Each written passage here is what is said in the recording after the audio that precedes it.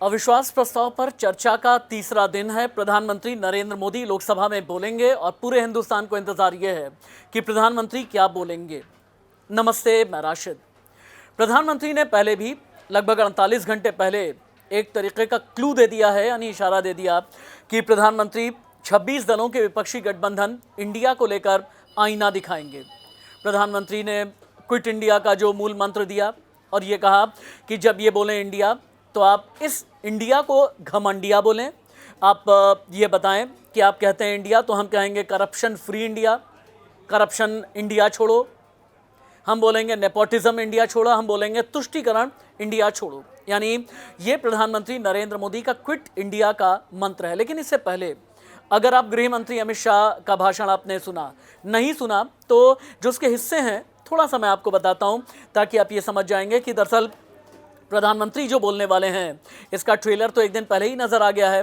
गृह मंत्री अमित शाह ने इंडिया गठबंधन को आईना दिखाया। गृह मंत्री ने ये पूछा, आप कहते हैं कि मणिपुर पीएम और गृह मंत्री क्यों नहीं गए। आप ये बताएं कि कांग्रेस के शासनकाल में जब पीवी नरसिम्हा राव की सरकार थी, मणिपुर में 700 लोग मारे गए थे, तब पीएम और गृह मंत्री गए थे क्या? जवाब आप दें। और तो और गृह मंत्री अमित शाह ने इंडिया गठबंधन नाम पर भी तंज कसा। गृह मंत्री ने ये कहा कि ये वो गठबंधन है जिसने अपना नाम बदल लिया। नाम तो कम से कम ना बदलते, यूपीए अच्छा नाम था, लेकिन नाम वो कंपनी बदलती है जो दिवालिया हो चुकी होती है, क्योंकि यूपीए के मत्थे कई घोटाले घपले मढ़े हुए हैं और इसीलिए नाम बदल करके अब इंडिया गठबंधन नाम रख लिया गया है।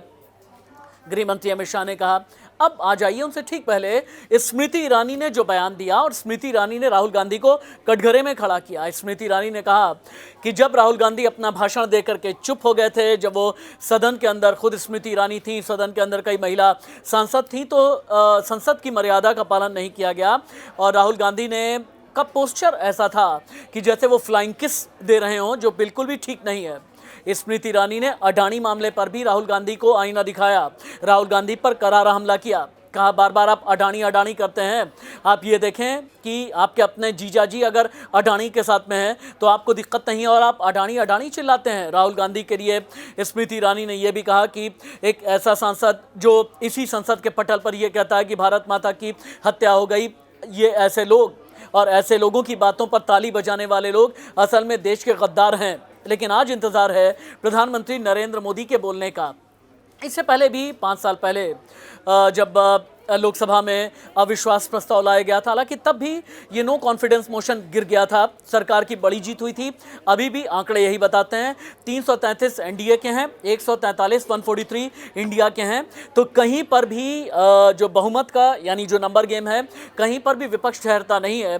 तो इसलिए किसी भी कीमत पर यह ना समझा जाए कि विपक्ष की कोई जीत होगी। हाँ, विपक्ष ने लेकिन इतना ज़रूर है कि प्रधानमंत्री को मजबूर किया कि लोकसभा में आकर के बयान दें और मणिपुर पर चर्चा होनी चाहिए।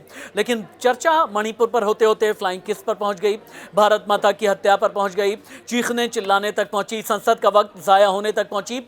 लेकिन मणिपुर का हल क्या है, ये देश सवाल पूछ रहा है। नमस्ते।